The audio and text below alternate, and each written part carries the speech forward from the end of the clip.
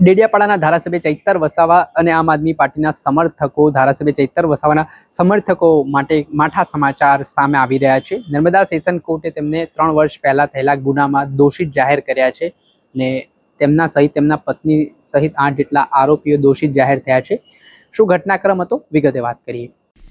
નમસ્કાર મિત્રો, હું લઈને આવી છું તમારા માટે એક એવી સુંદર તક જે તમારા ટેલેન્ટને નવી ઓળખ અને એક નવી દિશા આપી શકે છે।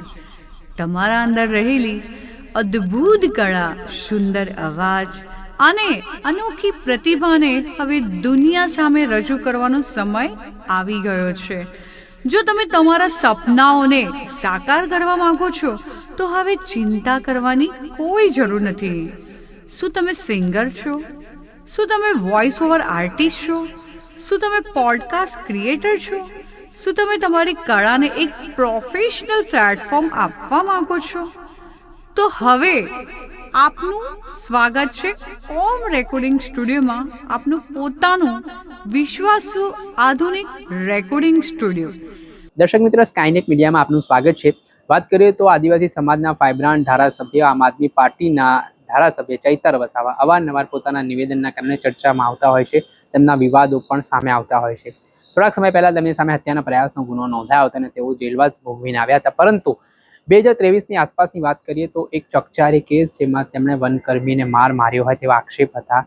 તેમણે વનકર્મીને તેમના ઘરે બોલાવ્યા, ધાકધમકી આપી, હવામાં ફાયરિંગ કર્યું હોય, તેમાં આર્મ્સ એક્ટ તેમજ અલગ અલગ કલમો હેઠળ ધારાસભ્ય સામે ગુનો નોંધાયો હતો।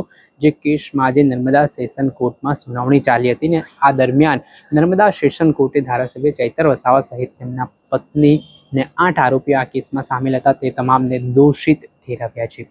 જેના કારણે ધારાસભ્ય ચૈતર વસાવાની મુશ્કેલીમાં સ્પષ્ટપણે વધારો થયો હોય તેવું માનવામાં આવી રહ્યું છે। અને આજે નર્મદા સેશન કોર્ટે જે ચુકાદો આપ્યો છે તેના કારણે જો આ સજામાં વધારો થશે તો ધારાસભ્ય ચૈતર વસાવાની મુશ્કેલી સ્પષ્ટપણે વધી શકે છે અને તેમનું ધારાસભ્યનું પદ પણ જોખમાઈ શકે છે। હાલ ચૈતર વસાવાના સમર્થકોમાં ભારે રોષ જોવા મળી રહ્યો છે। કોર્ટ દ્વારા ચુકાદો આપવામાં આવ્યો છે ત્યારે ગુજરાત હાઈકોર્ટમાં આ ચુકાદાને ધારાસભ્ય પડકારી શકે તે પ્રકારની પણ શક્યતા વ્યક્ત કરવામાં આવી રહી છે। પરંતુ હાલ નર્મદા જિલ્લામાં જે રીતે ધારાસભ્ય સામે હાલ જે કોર્ટે ચુકાદો આપ્યો છે તેના કારણે તેમના સમર્થકો માટે ખૂબ જ માઠા સમાચાર માનવામાં આવી રહ્યા છે। દર્શક મિત્રો, ચૈતર વસાવાના કેસથી જોડાયેલા પડે પડના અપડેટો આપના સુધી પહોંચાડીશું, એટલે સ્કાયનેટ મીડિયા જોતા રહો, લાઇક કરો, શેર કરો।